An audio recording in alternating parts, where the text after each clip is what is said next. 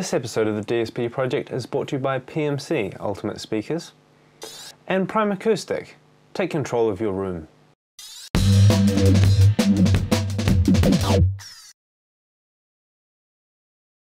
Hello and welcome to the DSP project, your weekly fix of all things music production related. I'm of course your host Rupert Brown, and this week we are carrying on with our special on monitors. This week we're going to be talking, doing a little comparison shootout between the Samson Rubicon R5as and the Adam Audio A5X speakers. I've chosen these guys because, firstly because I've owned the Samsons for a while, but also because they've both got 5-inch driver, they've both got ribbon tweeters, they've both got front-facing ports, they're both biamped, they're very similar speakers and similar in price as well. So first of all, let's talk about the Rubicon R5a. You've got a 50-watt amp driving the main driver and then a 25-watt amp driving the tweeter. You've got an RCA input and a TSR jack input on the back. You've got a 4-position adjustment for the high frequency to try and tailor that to your tastes. It's got a front-facing slotted port. And it currently retails in the UK for around about £300, but I think if you shop around you can probably get it a little bit cheaper than that. So we are talking about a very affordable speaker here. Now, on my right, the Adam Audio A5X. You've got slightly more amplification on paper. You've got a 75-watt amplification for the main driver and a 50-watt amp for the XART tweeter. You've got, I think it's 3 adjustments on the back for your room controls. You've got an XLR input and an RCA input. And the A5X is currently retail for around about £480.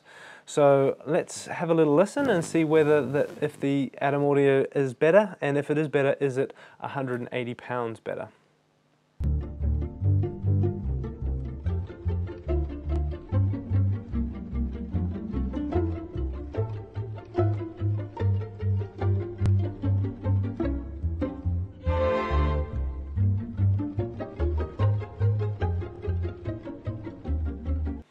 Okay, so first I want to talk about the Rubicons.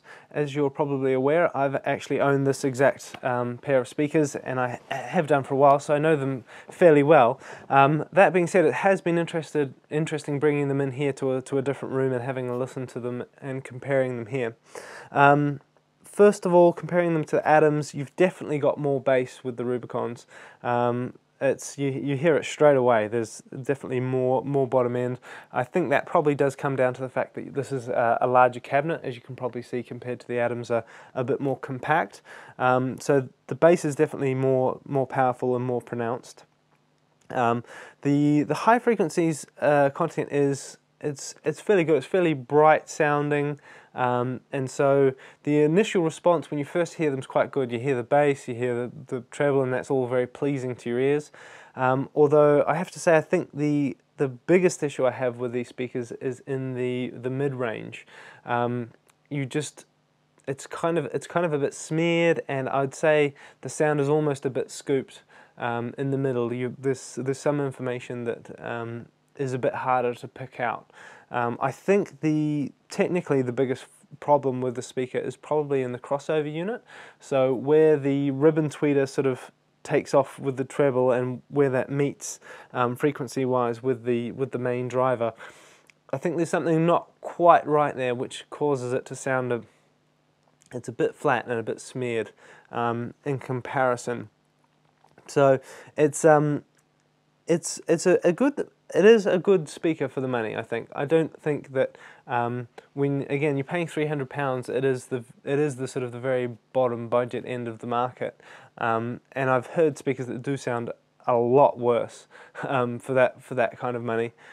So I don't think it's a bad speaker for the money, but I don't think it's a great speaker, if that makes sense. So now I want to talk about the A5Xs. Now, first of all, in the bass department, as I said, it's definitely bass light, these speakers. I mean, there's only so much you can expect from a sort of that size driver in a smaller cabinet, but There definitely doesn't feel like there's the lower extension that the Rubicons had. That being said though, the bass is definitely of a higher quality, without a doubt.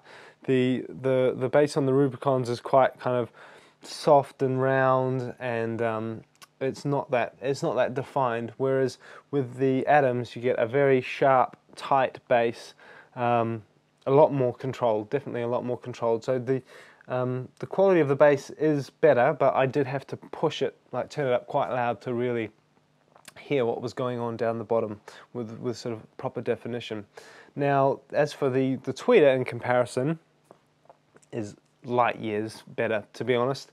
You've got separation in there, you can really hear a lot more of the high frequency content. I think that the XART tweeter is definitely a far superior one to what's being used in the Rubicon. And the crossover as well is definitely better. You can hear a lot more of what's going on in the mid-range. It doesn't feel quite as scooped, and there's that smearing that the Rubicon has definitely isn't present in the Adam Audio. So, is the speaker better? I think, in my opinion, yes, it is. It's definitely a higher quality. It's a higher class act than the Samson speaker. The definition's better overall. Like I say, it is bass light, so you might think about coupling it with a sub if you need to really hear what's going on down below. And now a word from our sponsors. First of all, PMC, the professional monitor company. Big thank you to them for sponsoring this episode. I have to say, if you are looking at upgrading your studio monitoring past this kind of entry-level stuff and you want something a bit more professional, you need to have a listen to a pair of PMC speakers. The advanced transmission line technology really does, it does amazing things. The extension that these things can go to, and power without distortion, they really are a phenomenal speaker.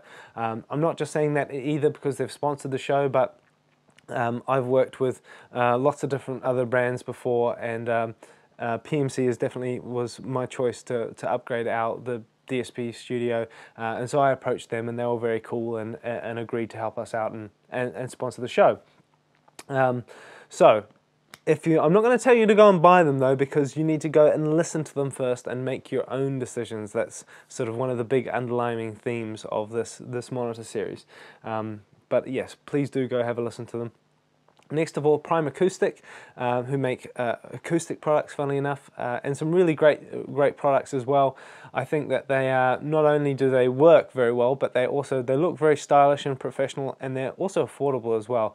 They're not crazy money. They're very reasonably priced products.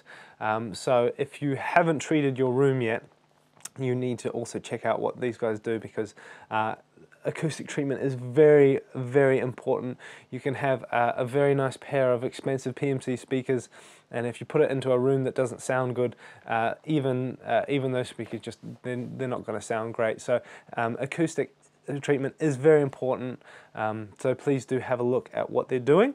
They have also very kindly agreed to give us a prize, which future Rupert's going to tell you all about. That's right, Rupert from the past. We got Prime Acoustic up in this motherfucker giving away some shit. Prime Acoustic have indeed agreed to give away some of their Broadway acoustic panels that will help treat some of the commonly occurring acoustic problems that you'll find in most small, untreated project studio type rooms. If you're interested in winning them, just head down to the dspproject.com/win to get you some of this shit, because it is banging. Thank you, future Rupert. That sounds like an amazing prize. If you would like to win that, then head down to the dspproject.com/win, where you can find all the details about how to go in the draw. That's all we've got time for this week. If you do have any questions, or maybe if you've listened to either of these speakers, I'd love to hear your feedback. Tell me what you think about them. Head down to the dspproject.com and please leave a comment underneath this video. See you next time.